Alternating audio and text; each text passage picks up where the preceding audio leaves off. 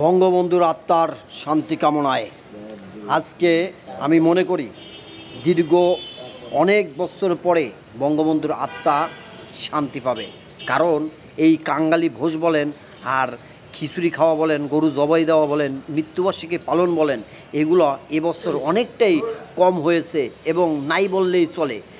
বঙ্গবন্ধুর মৃত্যুবার্ষিকী উপলক্ষে 15ই আগস্টের আগে অন্তত 3 দিন মাইকের জ্বালায় এলাকাবাসী মহল্লাবাসী ঘুমাইতে পারে না, না আজান পর্যন্ত এরা মানে না।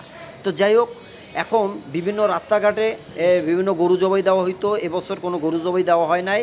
আর এই জন্য মুরগি দিয়া খিচুড়ি পাকানো হচ্ছে, কাঙ্গালি ভোজের আয়োজন করব ঘরে বসে। তো যাই হোক, অসুবিধা নাই।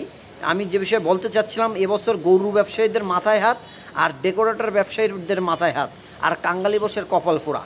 তো যাই হোক, আপনারা যে যেখান থেকে আমার এই ভিডিওটা দেখতেছেন সবাই দোয়া করবেন, ভালো থাকবেন, সুস্থ থাকবেন, এরকমের অনাকাঙ্ক্ষিত ঘটনা থেকে যাতে আর না হয়।